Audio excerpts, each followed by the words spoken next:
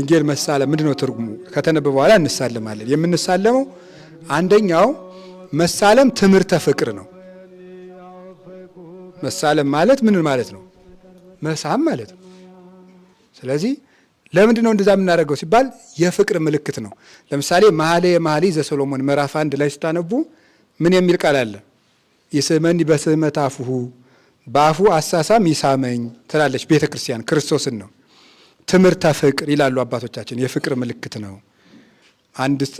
ይሄንን ስናብራራ አንዲት እናት ልጅ ወልዳ የመጀመሪያ ልጇን የምትስምበት አፍና የመጨረሻ ልጇን የምትስምበት አፍ ስንት ነው? አንድ ነው። እንደዚሁም ሁሉ እግዚአብሔር አባቶችን የጎበኘበት ረድኤትና እኛን የሚጎበኝበት ረድኤት ምንድን ነው? አንድ ነው። ስለዚህ ያፈቅረን በፍቅረ ልቡ የተናገረን በነገረ ቃሉ ሲል ነው ብለው የተረጉሙታል አባቶች። አብርሃም ይስሐቅን ያዕቆብን በወደደበት ልቡ ሳይለውጥ እኔንም ይወድበታል፣ እኔንም ይወደኛል ስትል ነው ይላሉ ቤተክርስቲያን። ስለዚህ ስንሳለም ትምህርተ ፍቅር ነው። ምን ማለት ነው ብለው የተረጉሙታል አባቶች። በዚች የፍቅር የአንድነት ሕግ በሆነች በዚች ወንጌል አንድ እንድንሆን አድርገን ማለት ነው። አንድ እንድንሆን አድርገን በዚች የፍቅር የአንድነት ወንጌል አንድ እንድንሆን አድርገን ማለት ነው። ሁለተኛው ትርጉሙ ደግሞ የተነገረው ቃል እውነት ነው ማለት ነው። የተነገረው ቃል እውነት ነው። ስለዚህ ስንሳለም ዝም ብለን ወንጌሉን መጻፍ ገበታውን መሳም ሳይሆን ምንድን የምናደርገው? ነአምን በቃለ ወንጌል ከቅዱስ ብለን የምንሳለም። ቅዱስ በሆነው በወንጌል ቃልህ አምናለሁ ተብሎ ነው የምንሳለም። ነአምን በቃለ ወንጌል ከቅዱስ ብለን እንሳለማለን።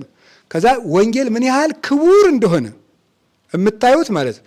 አሁን እኮ ስብከት ስንሰብክ እዚህ ትምህርት ሲሰጥ እንትን አይደለም፣ ሪቶሪክ ወይም ንግግር አይደለም የሚቀርበው፣ አምልኮተ እግዚአብሔር ነው ወንጌል ራሱ ማለት ነው። በመካከላችን ተገኝቶ እንዲያስተምረን ቅዱስ ፈቃዱ ይሁን ማለት አምልኮ አይደለም፣ እግዚአብሔርን ማምለክ ነው። ቃል መረጃ መሰብሰብ አይደለም። እና ስንማር ራሱ መምህራን በሚያስተምሩበት ጊዜ ፍጹም ልቡናችን ተዘጋጅተን ነው መሄድ ያለብን። እና ምንድን ነው የሚለው? አሁን አያችሁ፣ ስለ ወንጌል ጸልዩ አለ ዲያቆኑ።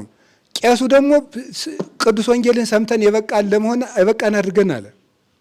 ከዛ ደግሞ ቀጥሎ ምን ይላል መሰላችሁ?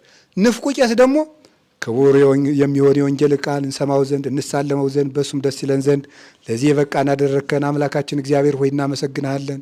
ዳግመኛም ክቡር የሚሆን የወንጌልን ቃል በልቡናችን ትጽፍ ዘንድ እንማልድሃለን ይላል። ክቡር የሚሆን የወንጌልን ቃል እንሰማው ዘንድ እንሳለመው ዘንድ ለዚህ የበቃን ያደረግከን አምላካችን እግዚአብሔር እናመሰግናለን።